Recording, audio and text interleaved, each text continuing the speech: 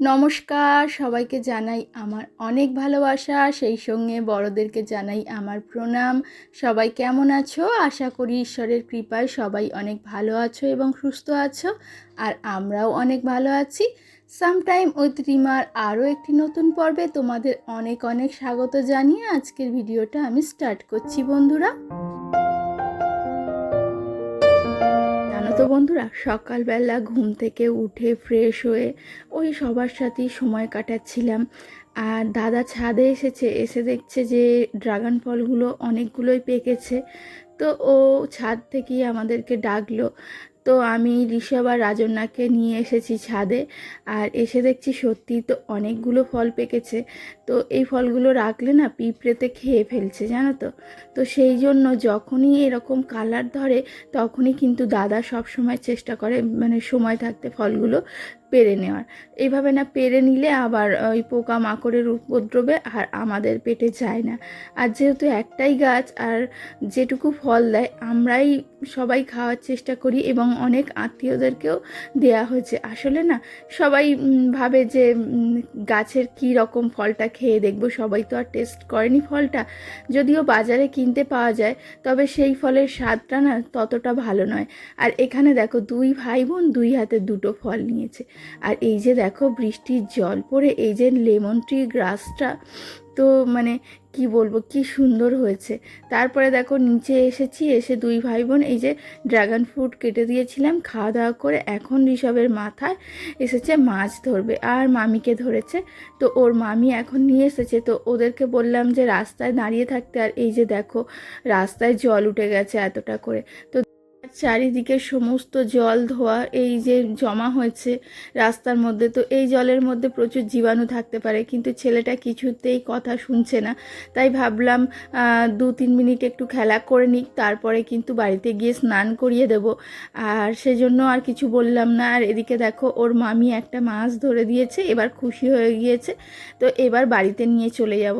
আর এই যে জল দেখে এতটা খুশি হচ্ছে কেন বলো তো, আসলে দীঘায় গিয়েছিলাম আমরা, সেখানে জলেতে নেমে স্নান করেছিল, সেই জন্য একটু সাহস হয়েছে। তো এই যে আমি এখন ওর আশেপাশেই আছি। তো এই যে দেখো আমাদের বাড়ি কিন্তু পুরো জলে ডুবে ডুবে অবস্থা। তো আর একটু বৃষ্টি হলে কিন্তু আমাদের রান্নাঘরেও জল উঠে যাবে, জানো তো। চারিদিকে দেখতে পাচ্ছ একদম জল থই থই করছে। তো যাই হোক, এখানে আর বেশিক্ষণ সময় কাটাবো না, ঋষভকে এখন বাড়িতে নিয়ে গিয়ে স্নান করাবো। আর রাজন্যাকেও বৌদি স্নান করিয়ে দেবে। আর কি বলতো, বাচ্চাদেরকে মাঝে মাঝে সব কিছু শেখানো দরকার আছে। যেহেতু আমরা গ্রামে বাস করি, তাই সব রকম পরিস্থিতির সাথে মানিয়ে নেওয়া ওদেরও দরকার আছে। তো এটাই আর কি। আর এখানে এসে দেখছি দেখো মা রান্না করছে, আর ওই যে মাটির উনুনটাতে না জল উঠে গিয়েছে, মানে তলাটা পুরো জলে ভিজে গেছে। তো সেই জন্য মা আজকে গ্যাসেতেই রান্না করছে। আসলে এই যে বড় ওভেনটা বের করেছে, তার কারণ এতগুলো লোকের রান্না ওই যে ছোট ওভেনে না অনেকটা সময় যায়। আর দেখতেই পেলে উনুনে কতটা করে জল জমে আছে, সেই জন্য উনুনটা কিন্তু ব্যবহারই করতে পারছে না।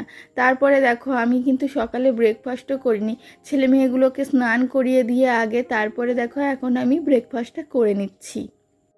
আর গতকালকে লুচি ছিল, আর এই যে আলুর দমের 1 পিস আলুও বেঁচে গিয়েছিল, তো সেটা দিয়েই আজকে আমি একটু ব্রেকফাস্ট করে নিচ্ছি। আর মা বানিয়েছিল সুজি, আর এই যে ভাজাভুজি একটু নিয়ে আমি ব্রেকফাস্টটা করে নিয়েছি। তারপরে না বন্ধুরা আর দুপুর থেকে কিছুই শ্যুট করা হয়নি। তারপরে বিকালে কিন্তু আমি বাড়ি চলে এসেছিলাম, মানে আমার শ্বশুরবাড়ি চলে এসেছি।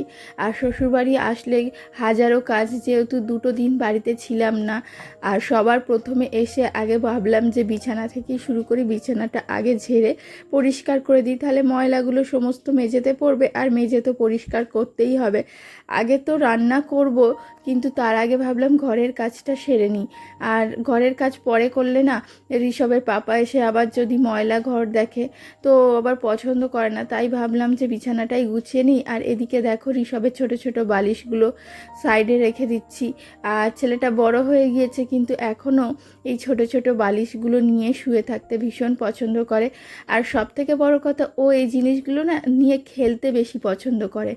আর এই যে সমস্ত বালিশগুলো গুছিয়ে নিচ্ছি। আর এই ছোট্ট বালিশটা দেখতে পাচ্ছ, এটা কিন্তু ঋষভের জন্যই বানানো, কিন্তু ঋষভ আজকাল আবার ওই ছোট্ট বালিশটা নিচ্ছে না, ও একটু বড় সাইজের নরম যে বালিশটা সেই বালিশটাই ব্যবহার করছে। তো তারপরে দেখো বিছানাটা মোটামুটি রকমভাবে গুছিয়ে নিয়েছি। তারপরে ভাবলাম যে মেঝেটা ভালোভাবে ঝাড় দিয়ে পরিষ্কার করে নিই। আর বারান্দা টারান্দা কিন্তু আমার শাশুড়িমা পরিষ্কার করেই রেখেছেন, যেহেতু ঘর বন্ধ ছিল সেই জন্য ঘরটা আমি এসে আগে পরিষ্কার করে নিচ্ছি। আর জানো তো, কোথাও থেকে এসে এরকম ময়লা ঘর দেখলে কারোরই ভালো লাগে না। তো সেজন্য এই যে দেখো ঘরের প্রত্যেকটা জায়গায় পরিষ্কার করে নিচ্ছি। আসলে কি বলো তো, একদিন না ঘর পরিষ্কার করলে মনে হয় যেন কতদিন ঘরটা পরিষ্কার করা হয়নি। আর বাড়িতে থাকলে তো এমনিতেই দিনে 3 থেকে 4 বারই ঘর পরিষ্কার করা হয়ে যায়। তো এখন আর ঘর মুছবো না, জানো তো, এখন আমাকে আবার রান্না বসাতে হবে। আর আজকে হঠাৎ করে দেখছি প্রচণ্ড গরম পড়েছে, তো সেই জন্য এখন এই ঝাড় দিয়ে পরিষ্কার করে নিয়ে আগে আমি সোজা রান্নাঘরে যাব, রান্নার জোগাড়ও করতে হবে। আর আজকে আবার ঋষভের পাপা নিরামিষ খাবে, তো সেই জন্য নিরামিষই রান্না করব। তাই কি রান্না করব সেটাই চিন্তা ভাবনা করছি, তার সাথে তো বাড়ির কাজগুলো টুকিটাকি করে নিচ্ছি। আর তারপরে না আমি ভাত বসিয়ে দিয়েছিলাম, আর এদিকে দেখো আমার ভাতটা হয়েও গিয়েছে। তো এদিকে ফ্যান ঝেড়ে আমি রেখে দিয়েছি। তারপরে ঋষভের পাপা সোয়াবিন এনে দিয়েছে, তো সোয়াবিনটা এখন আমি জলে ভালোভাবে একটু সিদ্ধ করে নেব। আর সোয়াবিনগুলো না আজকাল কেন জানি না মানে শক্ত হয়, একটু ভালোভাবে না সিদ্ধ করলে হয় না। তো সেই জন্য একটু ভালোভাবে সিদ্ধ করে ভালোভাবে জল ঝেড়ে আর জলটা চিপে বের করে নিয়েছি। তারপরে এই যে দেখো কড়াইতে পেঁয়াজ, কাঁচা লঙ্কা আর একটু ফোড়নে জিরে দিয়েছিলাম, আলু দিয়ে ভালোভাবে ভাজা ভাজা করে নিয়েছি। আর সয়াবিনটা আলাদা করে আর ভাজিনি, একদম এই গরমে ভালো লাগছে না সমস্ত কিছুটা আলাদা আলাদা করে করার, তাই ভাবলাম আজকে একবার এইভাবেই ট্রাই করে দেখি। তো একটু বেশি করে তেল দিয়েছিলাম। তো সয়াবিনটা এখন আমি বেশ কিছুক্ষণ নাড়াচাড়া করে নেব, যাতে ওই যে সয়াবিনের কাঁচা গন্ধটা না থাকে। আর এই যে দেখো একটু লাল লাল হয়ে যাওয়ার পরে আমি এর মধ্যে অ্যাড করেছি টমেটো কুচি। তো এবারে না আমি একে একে আদা রসুনের পেস্ট, ঝাল, হলুদ এই সমস্ত দিয়ে নাড়াচাড়া করে নেব। আর আদা রসুনও আজকে খুব একটা বেশি ছিল না, ফ্রিজে অল্প একটুই ছিল, ওই অল্প একটুই দিয়েছি। আর সয়াবিন যেহেতু নিরামিষ রান্নাই খাওয়া যায়, তো সেই জন্য আদা রসুন যে খুব বেশি পরিমাণে লাগে তেমনটা না, অল্পতেও কিন্তু ভালো হয়ে যায়। আর এরপরে দেখো ওই যেটুকু ছিল সেটুকুই একটু জল দিয়ে ভালোভাবে নাড়াচাড়া করে আর এবার ভালোভাবে কষিয়ে নিচ্ছি। তো আমার কষানো মোটামুটি কমপ্লিট হয়ে গেছে। আর এবার আমি সয়াবিনটা নামিয়ে নেব। আর ঋষভের পাপা তো এসেই গিয়েছে, ঋষভকে আগে খাইয়ে দেব, তারপরে আমরাও কিন্তু খাওয়া দাওয়া করে নেব। সব যখন থাকতে হয়েছে তখন থাকতে আমি তো তেমনভাবে আর সময় পাই না।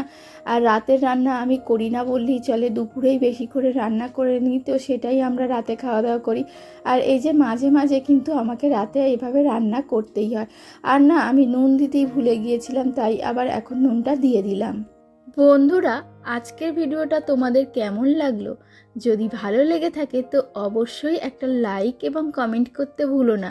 তোমাদের একটা লাইক আমাকে অনেক মোটিভেট করে আগামী দিনে আরও সুন্দর সুন্দর ভিডিও তোমাদেরকে উপহার দেওয়ার জন্য। তবে আজকে এটুকুই, দেখা হবে আগামী আরও একটি নতুন পর্বে।